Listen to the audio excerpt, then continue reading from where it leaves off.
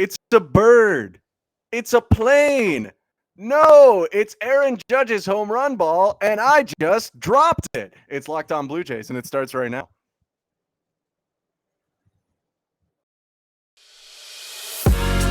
You are Locked On Blue Jays, your daily Toronto Blue Jays podcast. Part of the Locked On Podcast Network, your team every day. What up? I'm Shulman. That's Matt Bonaparte. Welcome to Locked On Blue Jays. Thanks so much for making us first listen on this wonderful Thursday. Blue Jays get an off day, which is cool. So we're going to recap this series, and we're going to start doing some end-of-season awards. But first, you can catch all our pods on Apple Podcasts, Spotify, Odyssey, wherever you get your pods, Podbean, and other partners. You can tweet at us at Locked On Jays. You can check our faces out, made for radio, on YouTube. And you can email us, lockedonbluejaysreal@gmail.com. The Blue Jays season is coming to a close. They don't have that many games left. 6. So if you want to talk to us before the playoffs, you're going to have to email us, lockedonbluejaysreal@gmail.com. I take that way too long, stretched out intro to bring in Matt. Matt, how you doing? I'm good, man. You're in rare form today, so I'm kind of here for it. Got a lot of energy, and it's kind of late, but we're rolling. Blue Jays lose the series to the Yankees after winning the opener. Honestly, I kind of thought I had the code cracked. I thought they win game 2 or they win the hangover game. Did not win either. The counters would say, yeah, well, they didn't win the Jose Barrios and Mitch White game. Point taken. So with that series in the books, and at least, Blue Jays actually did gain 2 on their magic number because the Orioles lost twice to the Red Sox. So that's fun. And 3 on their magic number, counting their win on opening night of the series. So that's only down to 1. But Bones, your storyline. Storyline for the Jays here is you got. All right. Everything that it could have happened bad in this series happened. Yanks clinched on your home floor, on your home field, and Judge hit his 61st. Roger Maris Jr. has been eating ballpark hot dogs for 10 days in a row, and the streak ends at the Rogers Center. Can I say? Not even on Looney Dog night. Does he not travel around to watch the record get passed? So, I was thinking that too. So, I assume isn't that the next game more important than it being tied? I don't know, but he was all like, Patty Judge was there. I didn't see Wayne Judge, but Roger. Someone and that Patty, looked like Steve Kerr was beside Patty Judge. That was Roger Maris Jr. No, the other side. Roger Maris Jr. had the glasses, right? Yeah. Yeah, other side of her, who was definitely with her earlier too. So I don't know who that Maybe guy it's like is. Judge's uncle, cousin, or Ferris Judge or something. Guy looks like Steve Kerr. It might be Steve Kerr. Anyway, you got Jays. Everything the bad happened. Everything bad could have happened. It was pain. You lose the series. After Vladdy goes like, "This is my house," and then Michael K was all like, Can I be honest? You sent that to me. I don't think that's a good chirp at all. I don't understand. It was just I don't understand Michael K's chirp there, but I don't understand a lot. Well, because Vladdy on I know he was thanks for letting us celebrate in your house. People say this no, is my because house Vladdy every week. A guy says that. Yeah, no, I didn't think it was that big of a deal either, but they did. They were like, "Wow, I can't believe he said that." Wait, I thought the New York Yankees played at the Rogers Center. What? All right, we move on. My storyline, which is on track with how I'm feeling today. Don't listen to Stephen A for baseball advice. That's my storyline. Stephen A came on ESPN today and was like, the Blue Jays walked 4 times or walked Aaron Judge 4 times. Come on. Well, Stephen A, this is why you walk him again, because when you don't walk him, and to be fair, on that 4 walk night and on this night, Aaron Judge worked stuff at bats. He didn't walk in 4 pitches on any of those walks. And the reason he hit the home run here is because he didn't walk on 4 pitches either. He went aggressively swinging. Meza fed him some strikes, and Meza seemed pretty determined not to walk him, honestly. Fed him a couple pitches over the heart of the plate that I probably would have went with, but I don't throw 95. So I really have a lack of perspective on that. But yeah, don't give in. Just walk him. I mean, I'm almost sure that the Yankees don't score the 3 runs they end up scoring if it's first and second and no outs. I'd much rather first and second and no outs than pitching to Aaron Judge. But it's okay because they don't see him for the rest of the regular season, and unless they slide into the 6th spot, then it's ALCS or never seeing him again this season. And then next year he's on the Mets, and it's like not a big deal. So yeah, it's okay. No reaction from you to Aaron Judge being on the Mets. Impressed. Sorry, I was reading something. It's okay. I insinuated we won't have to. He won't be on the Mets. He won't. I swear he won't. The Giants. Who's your MVP? My MVP, I'm going bullpen minus tonight. Because they were good until tonight. Kind of a cop-out answer, obviously, but like they also stunk. Yeah, no one else was not good this year. Like I could say Bo, but like he also like did that base running thing that I wasn't huge on. But they were really good besides tonight, the bullpen. And outside of that Mesa homer and Jimmy giving up a run, they were still good tonight. So, except for Simber. But yeah. I mean, game was kind of done by them, but it is pretty tough. How about Yusei coming in to close it out? Did he do the job or did he do the job? He's that dude. He did the job. My MVP is Gausman. Really the only other serviceable option. Like you said, I mean, Bo had a good offensive series, but he did not have a good defensive series and base running. Gausman pitched a good first game, went 6 1/3, 2 earned, helped them win that one. So that's my guy. Not too much else on that one, but another good performance for Gaz. And at least, it's a bummer to kind of have Barrios White line up against the Yankees. Like, obviously that wouldn't be how it is in the playoffs if the Blue Jays see the Yankees. A lot of people saying tonight on Twitter that White won't be on the playoff roster at all. So it's kind of cool next series in a way. And we're going to preview tomorrow, but you get Gausman, Manoah, and Stripling 1, 2, 3 lined up there as like probably the final, run for any of those guys until the playoffs, unless they have to use Manoah last night of the year, which would suck. But we already discussed that on a previous episode, so don't even worry about that. How about you worry about staying confident? How about you worry about being upright and engaged and involved, because the summer's winding down right now and the nights are getting longer, but the breeze isn't the only thing that's getting stiff. That's right. This episode is sponsored by Blue Chew. Guys, we all know that confidence can take you far in life. That's especially true in the bedroom, especially when it's time to step up to the plate. That's where Blue Chew comes in. Blue Chew is a unique online service that delivers the same active ingredients as Viagra and Cialis, but in chewable tablets and at a fraction of the cost. You can take them anytime, day or night, so you can plan ahead or be ready when an opportunity arises. The process is simple. Sign up at bluechew.com, consult with one of their licensed medical providers, and once you're approved, you'll receive your prescription within days. The best part, it's all done online. So no visits to the doctor's office, no awkward conversations, and no waiting in line at the pharmacy. Blue Chew's tablets are made in the USA and prepared and shipped direct to your door in a discreet package. Look, when you're showing up to the plate, you want to be there with your Aaron Judge. You don't want to be there with your former Locked On Syracuse host, Brad Klein. You want your Aaron Judge there. And with Blue Chew, men everywhere are excited to see the postman, because your package has arrived. When your package has arrived, your package has arrived. They always say first impressions are important. What about lasting impressions? It's time to get off the couch and get back to work. If your tool needs an upgrade, head to bluechew.com. There's nothing sexier than confidence, and Blue Chew can help you give you the confidence you need where it counts. So if you can benefit from the extra confidence when it's time to perform, chew it and do it. And we've got a special offer for our listeners. Try Blue Chew free when you use our promo code LOCKEDON at checkout. Just pay $5 shipping. That's bluechew.com, promo code LOCKEDON to receive your first month free. Visit bluechew.com for more details and important safety information. We appreciate and thank Blue Chew for sponsoring the podcast. And we're back.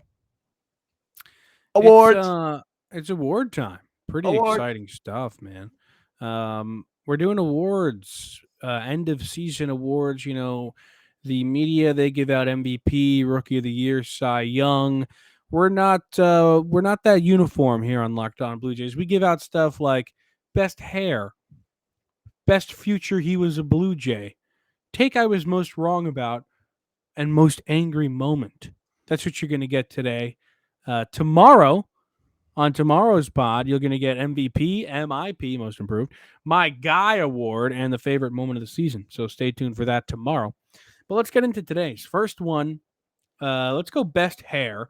I would like to put on the record from before we started recording that Ben Shulman said to me, Matt Bonaparte, before we started recording today, that when he thought let's do best hair, at no point did he think Bo Bichette. And I would like the jury to know to his credibility's got to go down for that. I mean, that's crazy. Absolutely, it does. But I locked in, and I do believe my answer is still better. What is your answer? Because mine's Bo Bichette. Your answer is Bo Bichette.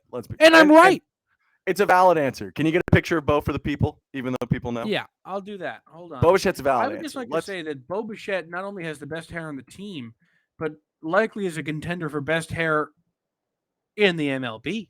And he wins the Blue Jays Hot Guy Award, for sure. Yeah, he's a Blue Jays hot guy. Every good team's got to have a hot guy. Yeah, and Bo is the Jays hot guy. He's the guy. No, his hair is great. Bo, if they asked Bo to be in the sequel of The Dirt, the Motley Crue movie, he slots in without anyone noticing.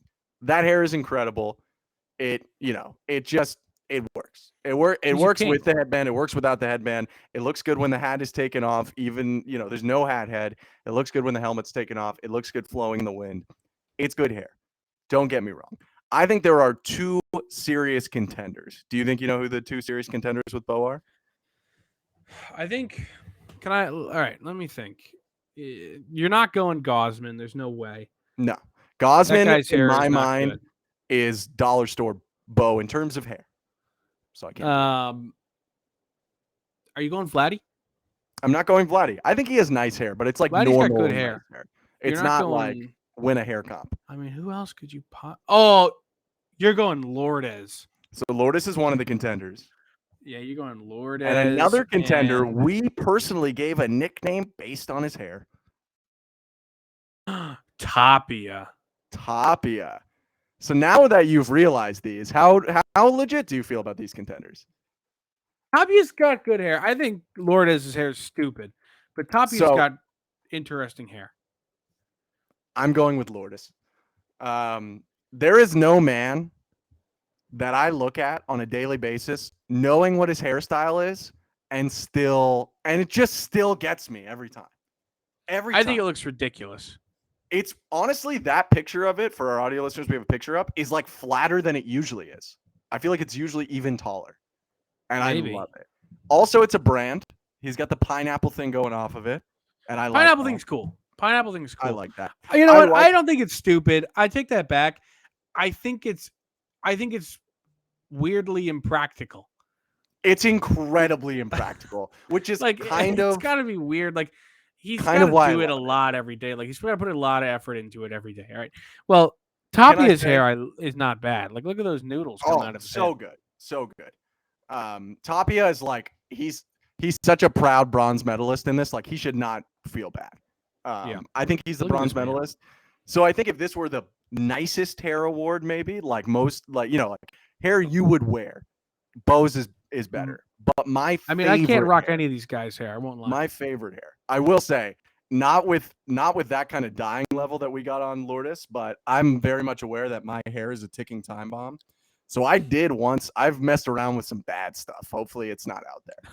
And I did once almost basically like shave off the sides, but leave the top just like flopping around up there. I'm not looking for pictures of you with I'll send you a picture. It's not going to be on the podcast, but I'll send you a picture. If you look up Ben Shulman, there's some pictures of you on here. And none of them are embarrassing or anything, but the picture you had for when you were the Chatham Anglers broadcaster, it looks like you're on your way to prom. Yes, I was. I think I might have been. But that's okay. Prom's cool. I mean, you could. All right, you want to get to our next award? So you gave the best hair award to Bo. I gave it to Lourdes. Both of them, congrats. Yeah. Okay. Next award, we will go with Best Future He Was a Blue Jay. We have talked about this kind of throughout the season, and I've got a couple answers. Now, it has to be from this year, right? Obviously. Yes, it's this year. It's Okay. this year. So there was one or two guys I forgot about and then remembered. Okay, do you want to go first? Sure. You ready? Yeah. My best future he was a Blue Jay is Sergio Romo. Yeah, it's a good one. It's a good Sergio one. Romo, because he's so barely a Blue Jay. Like, so barely. I mean, the only thing it hurts is like career stuff is usually kind of easy to guess, but he makes 6 appearances for the Blue Jays that spanned 3 2/3 innings. 3 2/3 innings, likely to end what was a 15-year career with multiple World Series titles. Like a reliever at one point of incredibly high stature who had the most random, insignificant stint with the Blue Jays of all time. I legitimately forgot he was a Blue Jay until I just went to double check like before the episode to be like, I didn't miss someone blatant, right? And I did, and it was him. And for that reason, notable but not notable at all for this team. I think he's the best future he was Blue Jay. I think that's a really, really strong choice. My answer was between two guys, and I'm going to go Jackie Bradley Jr. I think that's a really good answer. Like 5-10 years from now, like Jackie Bradley Jr. is going to be a really good answer for that. Whit Merrifield is the other one. Sneaky good one, I think. Sneaky good one. Whit's a good one because I don't think he's going to be back. But I think he has they another. go deep in the. Does he have another What? year? Is he in a? No shot. Whit's coming back. That would be. Signed through 23. Oh, signed through another that's year. brutal. Oh my gosh, has a mutual option in 24 as well. Well, that means both sides have to pick it up. More. Yeah. So that one. But anyway, Whit's a Still decent good. one, but I'm going Jackie Still. Bradley. Whit is still good despite the second year. Yes.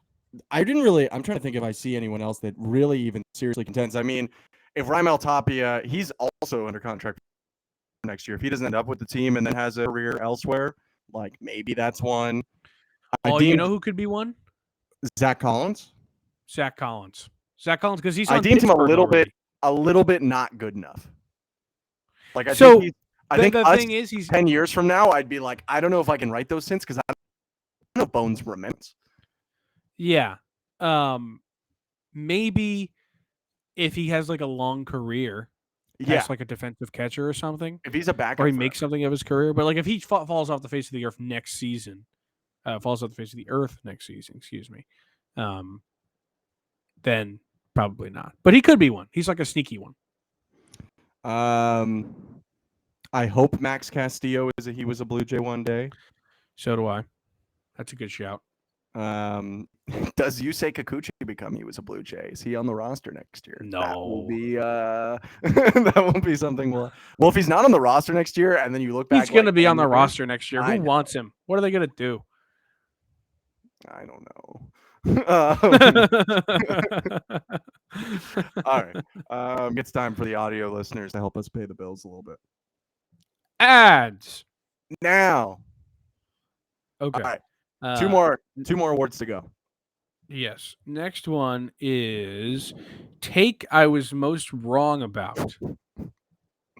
You had a better memory. You had a better memory than me when we were talking about this pre-show. Yeah, so the one that comes to my mind of take I was most wrong about was I thought Jeremy Beasley was going to make a hefty he was going to be good for the bullpen. I thought he was going to be a really big part. I thought he had a shot to be really important for the bullpen. I was big on JB's, and then he came up and was not good. So that was what I was most wrong about. Funny enough, I thought of your wrong takes more than mine. But I think that's just because you are more forgiving than I am. Most people, you are Bones Stradamus. Most of these we haven't told each other, but you know my answer for this one because I was actually having some trouble with it. So tell me all my bad takes that aren't the one I'm about to bring up. Let's hear some of them. Well, I don't know are you going to do the one I think you're going to do? I think I told you the former major leaguer's son one. I messed up one of those. Not on the Blue Jays. The guy on the Tigers. Oh, okay. Yeah. Okay. So the other one that I thought of is that you held on to Yusei Kikuchi being good for so long. I remember one of our first ever episodes, like maybe 3 Kikuchi starts in, I was like, this guy's going to be terrible. And you were like, no, he had a really good half last year. He was an all-star. This guy is going to be huge for the Jays. And I had to eat it and be like, all right, I'm the idiot, blah, blah, blah. And now I'm sitting here like, yeah, yeah, Bonstradamus strikes again. I was right about that one. Don't know if you saw Other Yusei take tonight. I don't know how many other ones I remember about you being wrong about. I don't will know, they'll say definitely- so. I did say after the Blue Jays won 6 of 7 on the road at the Yankees and at the Red Sox, they were coming home, and I said, and I made us do a whole segment predicated on, is this when the Blue Jays win streak is about to commence? And then they got swept by the Angels. That's one I just remembered now. That's a tough one for me, I gotta say. Yeah, that's a brutal one. That'll That's not a strong take from you. But yeah, I don't know. I think we've both had pretty strong takes throughout, but well, here's my worst take of the year, I'll say. Now let's go for it. It's Blue Jays were about to go to Detroit. Bones was on site, and they were the worst offensive team in baseball. They ended that way, but they were even further back in the pack than they ended up being as the worst offensive team in baseball. And Mike Cameron, the former Mariners great, his son Daz was hitting really well. So I said, you know what, Daz Cameron, that guy's going to be scary this series. That's my scary. Not like an hour and a half after our episode went live, he got ruled out for the entirety of the series. Did not step on the field once. So I remember I was there and I was walking the concourse and I was like, I haven't seen Daz Cameron. I looked up, guy had COVID.